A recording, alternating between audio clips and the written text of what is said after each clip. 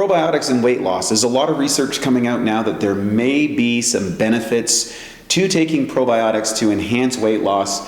And today we're going to dive into the science behind that and how that could possibly be, where the research is going, what's happening. Do overweight people have imbalances in their flora? Is that part of the reason? Things that we need to avoid. What's going on here? So I'm joined today with Katrine Wolinski. Welcome to the show.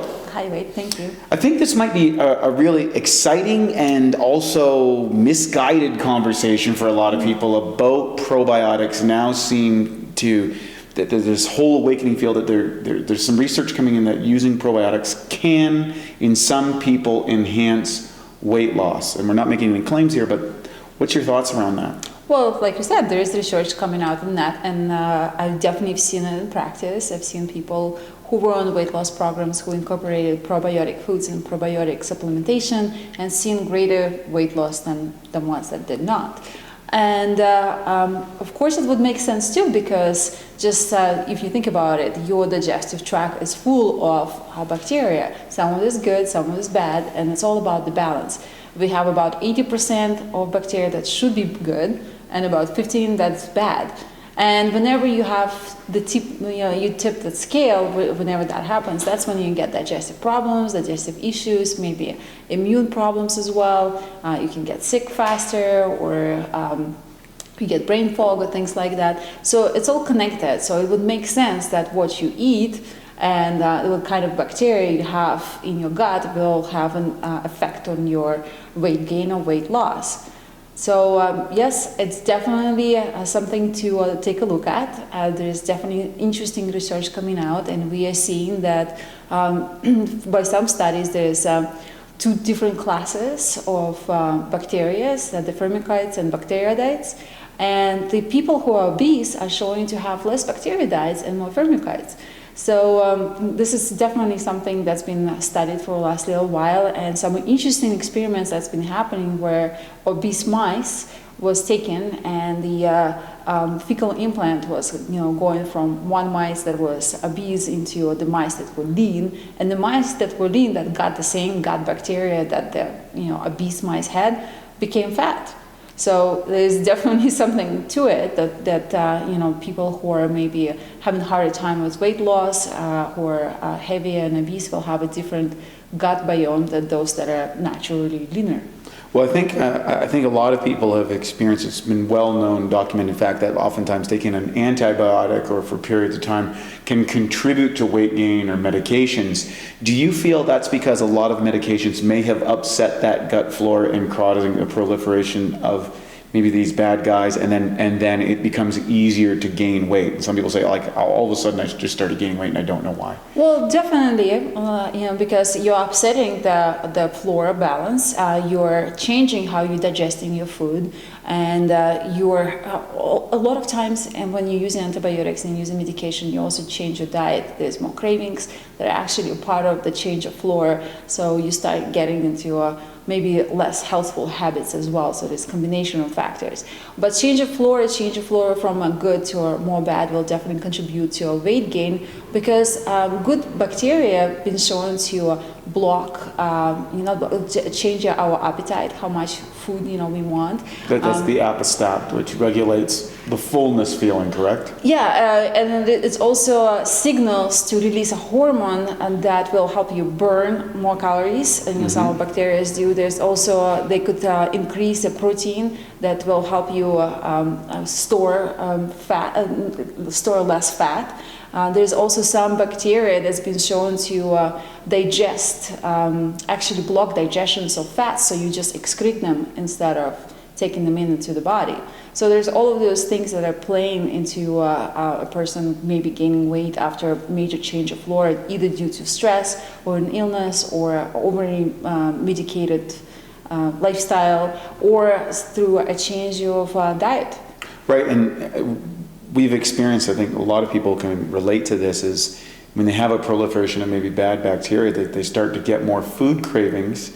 And when they start using probiotics, or whether it's through foods or nutritional supplements, they start to see a diminishment of the food cravings that maybe help that contribute to weight gain. Do you feel that's a factor inside of this equation? Yes, of course. Like I said earlier, there's good bacteria plays a role in regulating our appetite and our cravings as well.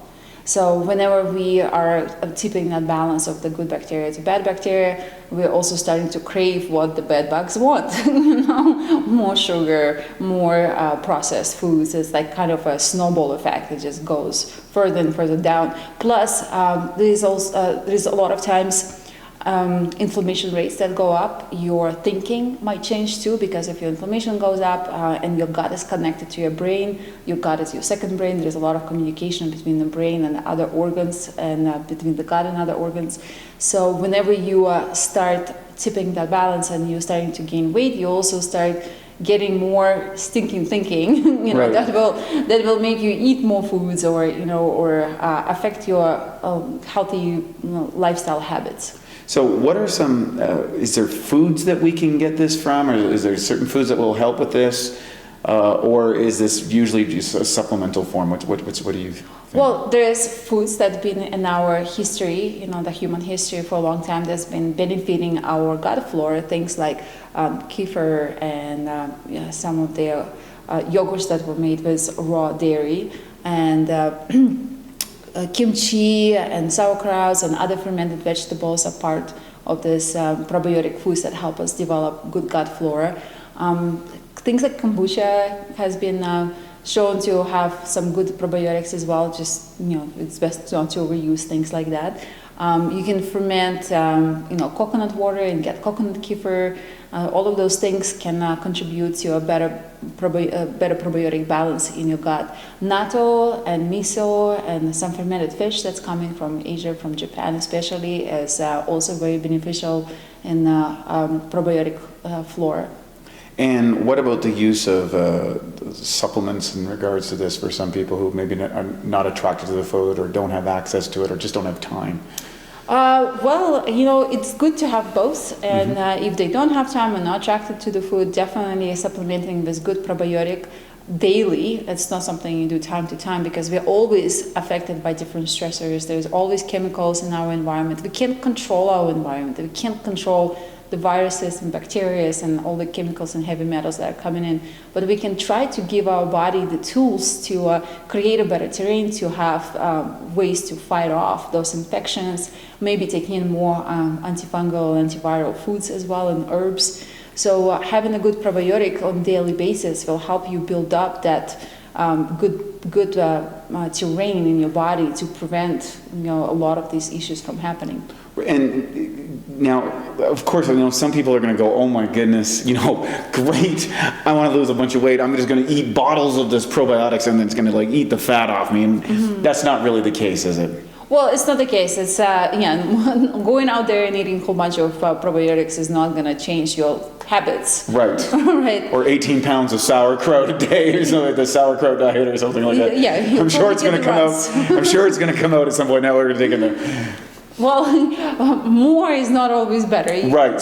You want to implement the lifestyle choices with the probiotic foods and some other maybe digestive aids too. You have to really take a good look at your digestion and see what is happening for there. And are there signs that there is problems with your microbiome, or maybe problems with your hyaluronic acid or stomach acid? Maybe there is some other issues. There may be emotional issues that you need to address. So it's definitely a holistic approach.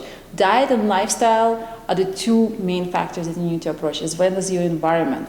Like putting your antimicrobial soaps away, or like having actually more dirt, like dirt from the garden. We used to have dirt on our vegetables, right. And and where I'm from, in Russia, there's a lot of that still in practice. In summertime, you go and eat carrots out of the garden. You eat carrots out of the garden. I know you grew up that way too.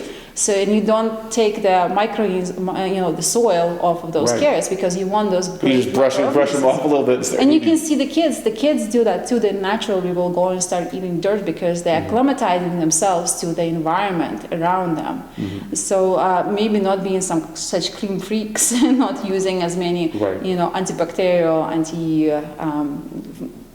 fungal and all those type of things. So being so in your fearful environment. of bacteria in So general. fearful of bacteria in general. So working more on your digestion tract, working more on your environment, working more on your lifestyle choices, and just putting together a good plan for yourself.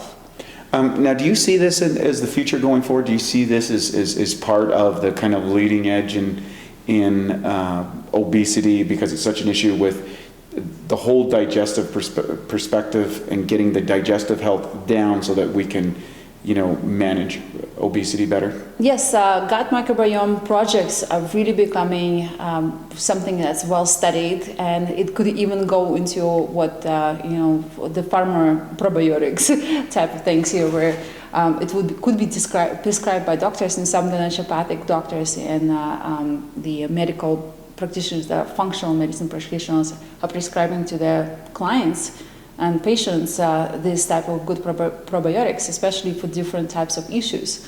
So there's definitely a future for this, and we see their increased interest in different microbiomes, different DNA, different cultural habits, and how it all plays out. And there's different companies that are mapping out this gut biome that we have, and all these different factors that play into our health, because literally our digestive tract is our second brain, and we should be taking care of it and really paying attention to what's going on in there.